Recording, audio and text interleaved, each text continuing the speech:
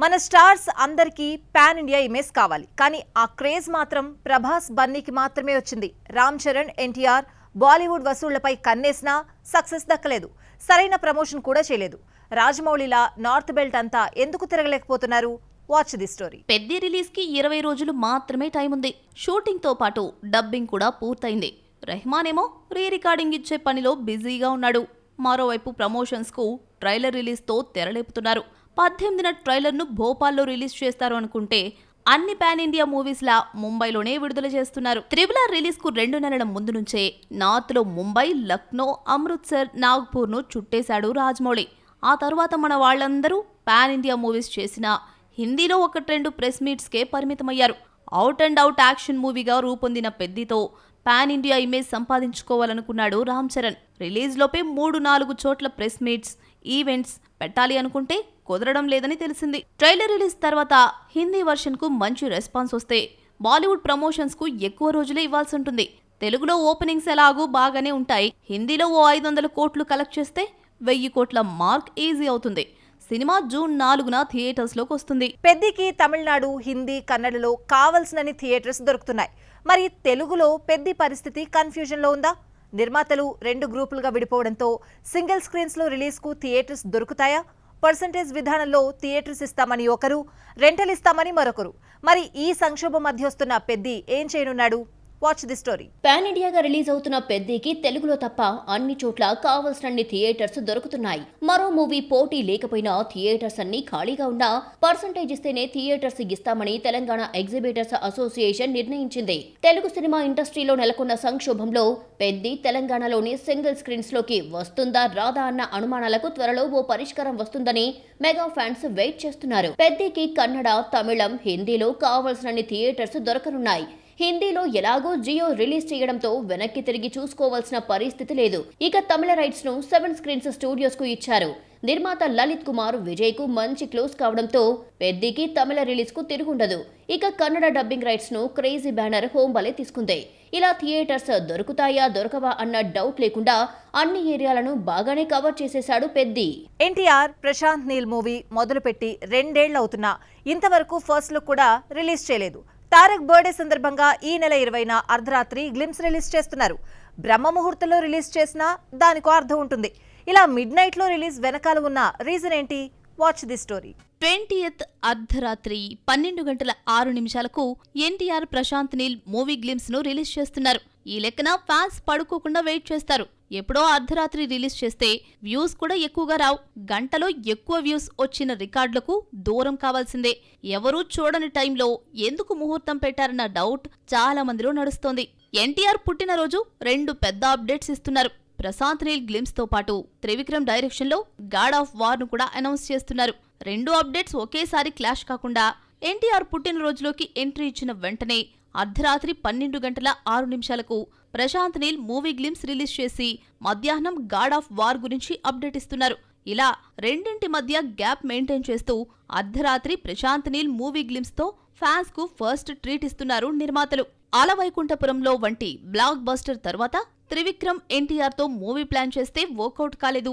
దీంతో మహేష్ తో గుంటూరు కారం తీస్తూ ఇది సెట్స్ పై ఉండగానే అల్లు అర్జున్ తో మూవీ ప్రకటించాడు. అల్లు అర్జున్ రాకాకు డేట్స్ ఇవ్వడంతో గురూజీ ఇదే కథను ఎన్టీఆర్ తో తీయాలనుకున్నాడు.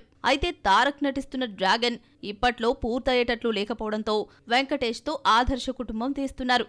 గాడ్ ఆఫ్ వార్ ను త్రివిక్రమ్, ఎన్టీఆర్ తో ఫిక్స్ అయినా మధ్యలో బన్నీ పేరు మళ్లీ వినిపించింది.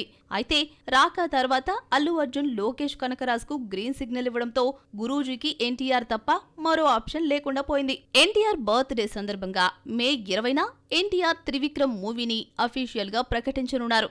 అంతేకాదు కాన్సెప్ట్ వీడియోను కూడా రిలీజ్ చేస్తారన్న ప్రచారం సాగుతోంది. ఇదే నిజమైతే తారక్ ఫ్యాన్స్ కిది ఒక పెద్ద ట్రీటే మరి. ఎన్టీఆర్, త్రివిక్రమ్ కాంబినేషన్ లో క్రేజీ ప్రాజెక్ట్ కెమెరా ముందుకు రావాలంటే ముందు ప్రశాంత్ నీల్ మూవీ పూర్తి కావాలి. ఆదర్శ కుటుంబం పూర్తయితే గాని త్రివిక్రమ్ ఫ్రీ కాలేడు.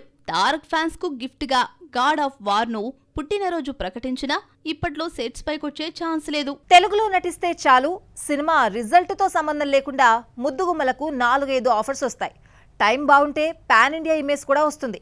ఈ సూత్రాన్ని ఓ వారసురాలు చిన్న వయసులోనే గ్రహించి తెలుగులోకి ఎంట్రీ ఇచ్చేసింది.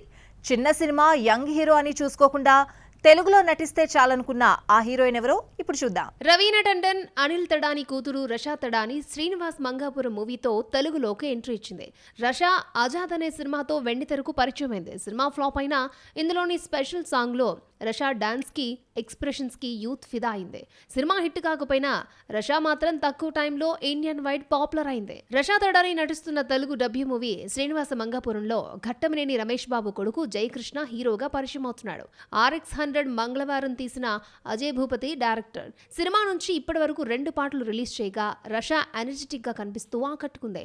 దీంతో అందరి చూపు ఇప్పుడు ఈ 21 ఏళ్ల యంగ్ టాలెంట్ పై పడ్డంతో సినిమా రిలీజ్ కి ముందే పాపులర్ అయింది. 19 ఏళ్లకే కెరీర్ స్టార్ట్ చేసిన రషా మార్షల్ ఆర్టిస్ట్, టైక్వాండోలో బ్లాక్ బెల్ట్ సాధించింది. వీటన్నింటితో పాటు ఎమ్మడికి సింగింగ్ టాలెంట్ కూడా ఉంది. ప్రస్తుతం నటిస్తున్న హిందీ మూవీ లైకీ లైకాతో సింగర్ గా ఎంట్రీ ఇస్తోంది రషా.